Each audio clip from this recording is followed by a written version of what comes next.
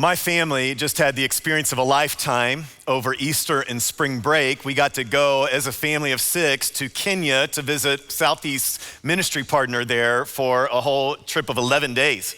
And it was fantastic to see some wildlife and experience God's creation. It was amazing to be mentored by some pastors there who gave us great wisdom.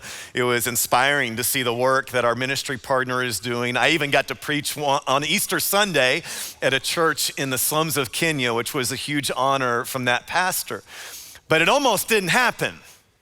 Our flight itinerary had us go from Cincinnati to New York and from New York on to Nairobi, Kenya. When we landed in New York, we had 3 hours until takeoff. We went to our gate where they made an announcement, if you don't have your boarding passes yet, come see me at the counter and I'll print them out for you. So I took our passports up there, waited in line, had my confirmation number on our phone. When I handed her my passport, she said, "Where's your visas?"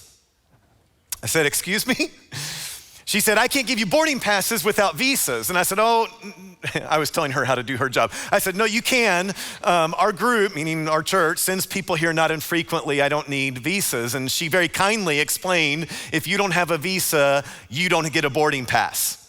I immediately contacted our team here, SOS, and they sprang into action. Multiple of our staff members in the missions department. We had, I think, travel agents and people in other countries and some friends of friends visiting consulates to see what they could do.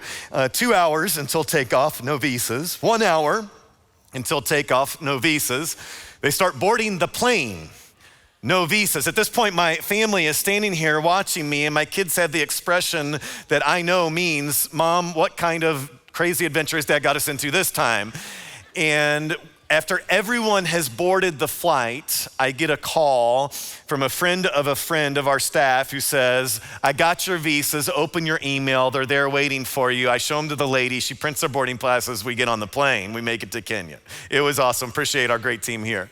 But there was a moment in that experience where I was mentally giving up on the future I had planned, where I was thinking, everything I thought was gonna be spring break, everything I thought was gonna be our destination and preferred future is not gonna happen. And I was coming up with an alternate reality where I guess instead of seeing lions in the wild in Kenya, maybe we'll go to the zoo. And maybe instead of serving a foreign ministry partner over spring break, we can get connected with a local ministry partner for a day or two. The future I wanted was slipping through our grasp.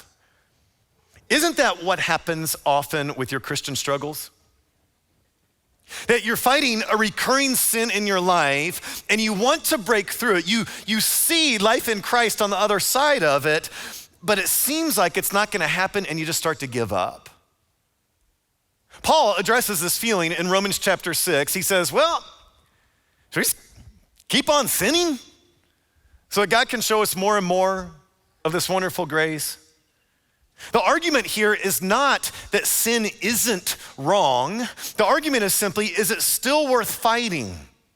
Will I ever overcome this? Is it possible for somebody like me to change? Is this just who I am? Should I just give up and focus on something else?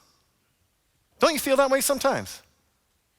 Don't you have some area of your life where you try and you fail? Where you resist, but you give in? When you know what to do, but don't do it, where you find yourself doing certain things or reacting certain ways without even thinking about it. Later you regret it, but you just can't seem to change. And keep in mind, he's talking about sinning. He's not talking about things you want to do in your life that aren't related to sin. He's not talking about trying to drink a gallon of water every day and not being able to do that. He's talking about things in your life that you're ashamed of, embarrassed by. The things you know are evil, you know are arrogant, greedy, lazy, manipulative. The things that even if it's not an addiction, clinically speaking, it feels like you can't resist. It feels like you can't not act that way. For me, it's my temper.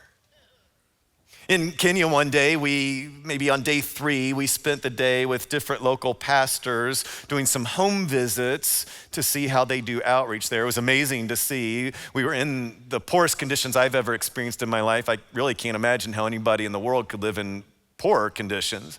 That night, when we got back to our living quarters, I brushed my teeth and without thinking about it, just grabbed the nearest towel and kind of wiped some toothpaste off on it. And my son, whose towel that was, got really annoyed. He said, "Dad, that was my shower towel. I was getting ready to take a shower. I can't use that towel now that it's a toothpaste towel. Go find me another towel." I lost my mind.